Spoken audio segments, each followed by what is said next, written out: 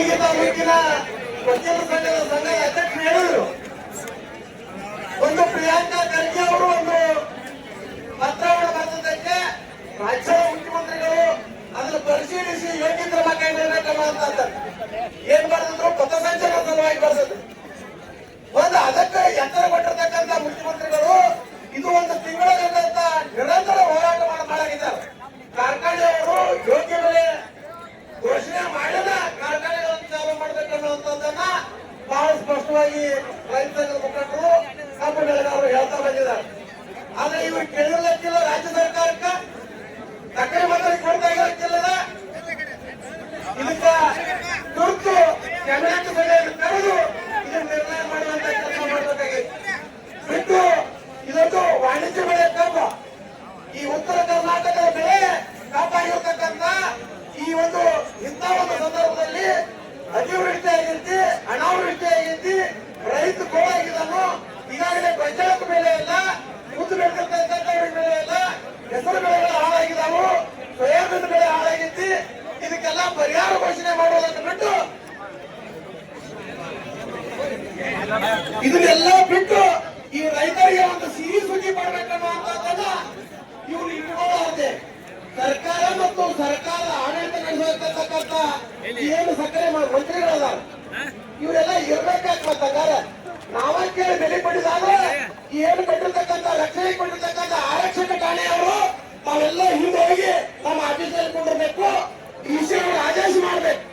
ಕಾರ್ಖಾನೆಯವರು ಮಂಡತನ ಮಾಡಕತ್ತೀರಿ, ಇನ್ನು ನಿಮ್ಮ ಕಾರ್ಖಾನೆಗಳಿಗೆ ಬಂದು ರೈತರೇ ತಲೆ ಘೋಷಣೆ ಮಾಡ್ತಾರೋ ನಾವಿನ್ನು ಯಾವತ್ತೂ ನಿಮಗೆ ರಕ್ಷಣೆ ಕೊಡೋದಿಲ್ಲ ಅನ್ನೋದನ್ನ ಈಸಿ ಅವರು ಹೇಳ್ಬೇಕನ್ನುವಂತ ಮಾತನ್ನ ಈ ಬಗ್ಗೆ ಇಷ್ಟಪಡ್ತಾ ಇದ್ದೀರಿ. ನಿಮ್ಮ ಮಾತು ಅವ್ರಿಗೆ ಕೇಳಿಲ್ಲ ಅಂದ್ರೆ ಅವ್ರ ಮಾತು ನೀವು ಕೇಳಬೇಡ್ರಿ, ರೈತರನ್ನ ರಕ್ಷೆ ಎಬ್ಬಿಸಬೇಡ್ರಿ, ರೈತರ ತಾಳ್ಮೆಯನ್ನು ಪರೀಕ್ಷೆ ಮಾಡಬೇಡ್ರಿ. ಕಾರ್ಖಾನೆಯವರು ಈ ಕಬ್ಬು ಬೆಳೆದಾಗ ಕಾರ್ಖಾನೆಯವರು ದೊಡ್ಡವರಾಗಿದ್ದೀರಿ, MLA ಆಗಿದ್ದೀರಿ, ಮಂತ್ರಿಗಳಾಗಿದ್ದೀರಿ, ಒಳ್ಳೆ ದುಡ್ಡು ಗಳಿಸಿ 10 ಫ್ಯಾಕ್ಟರಿಗಳ ಮಾಲೀಕರಾಗಿದ್ದೀರಿ. ನಮಗೆ ಅದಕ್ಕೆ ಸಂತೋಷ ಐತಿ. ನಮಗೂ ಹೆಚ್ಚು ಕಾರ್ಖಾನೆಗಳಾದದ್ದು ಎಲ್ಲರಿಗೂ ಕಬ್ಬು ಕಳ್ಸಕ್ ಅನುಕೂಲ ಆಗಿದೆ. ಆದ್ರೆ ದಾಂಡಿಯಲ್ಲಿ ಬಹಳ ನೀವು ಮೋಸವನ್ನು ಮಾಡಕತ್ತೀರಿ, ತೂಕದಲ್ಲಿ ಮೋಸ ಮಾಡುವಂತದ್ದು ಐತಿ, ರಿಕವರಿಯಲ್ಲಿ ಮೋಸ ಮಾಡುವಂತ ಕೆಲಸ ಮಾಡಕತ್ತೀರಿ. ಇದೆಲ್ಲವನ್ನು ಬಿಟ್ಟು ಒಳ್ಳೆ ಬೆಲೆ ಘೋಷಣೆ ಮಾಡಬೇಕು, ಪಾರದರ್ಶಕ ಕಾಟ ಇರಬೇಕು, ರಿಕವರಿಯನ್ನ ಒಳ್ಳೆ ರೀತಿ ಕೊಡ್ಬೇಕು. ಈಗಾಗಲೇ ನಾವು 5 ಎಕರೆ ಕಬ್ಬು ಬೆಳಿತಿದ್ವು, 1/2 ಕಬ್ಬು ಬೆಳಿತಿದ್ವು, ಆಗ 12, 13 ರಿಕವರಿ ಬರ್ತದೆ. ಈಗ ನಿಮಗೆ ಹೇಳಂತ ಹೊಸ ತಳಿಯ ಕಬ್ಬುಗಳನ್ನು ಬೆಳೆಸಾಕತ್ತೀವಿ. ಈಗ ಅದಕ್ಕೆ ರಿಕವರಿ ಇಲ್ಲ, 10 ರಿಕವರಿ ಬಂದಿದ್ದೀರಿ. ರೈತರಿಗೆ ಎಷ್ಟು ಮೋಸ ಮಾಡಾಕತ್ತೀರಿ ಅನ್ನುವಂಥದ್ದನ್ನ ನಾವೆಲ್ಲ ರೈತ ಬಂಧುಗಳು ತಿಳ್ಕೊಳ್ಬೇಕಾಗಿತ್ತು. ಯಾರಾದ್ರೂ ಈಗ ಬಹಳ ಕಾಕ ಬಹಳ ಜೋರಾಗಿ ಮಾತಾಡಿದ, ಬಹಳ ಸತ್ಯದ ಮಾತೈತಿ, ಅವನ ಒಳಗಿನ ಆವೇಶ ಹಂಗೈತಿ.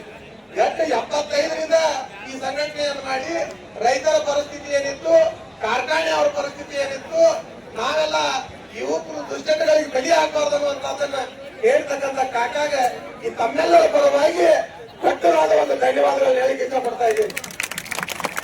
ಯಾಕೆ ಈ ಮಾತನ್ನು ಹೇಳ್ತಾನೆ, ಇಂಥ ಗುರು ಹಿರಿಯರ ನಮ್ಮ ಬೆನ್ನ ಹಿಂದಿದ್ರೇನ ಮತ್ತೆ ಈ ಹೋರಾಟಕ್ಕೆ ನೆಲೆ ಐತಿ. ಈಗ ನಾವೇನಾರ ಮಾತಾಡಿದ್ರೆ ಸ್ವಲ್ಪ ಹೆಚ್ಚು ಕಡಿಮೆ ಹಾಕ್ಬೋದು. ದೇಶವರು ಈಗಾಗಲೇ ಬರಾಕತ್ತಾರೆ ರಾಜ್ಯಾಧ್ಯಕ್ಷ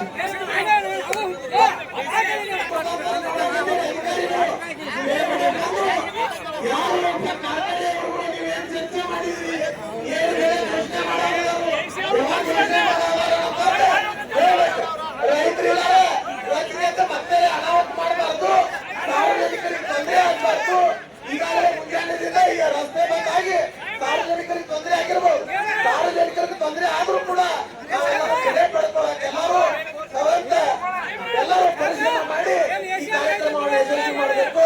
ಹಾಗಾಗಿ ಈ ಕಾರ್ಖಾನೆ ಮಾಲೀಕರು ಎಚ್ಚೆತ್ತು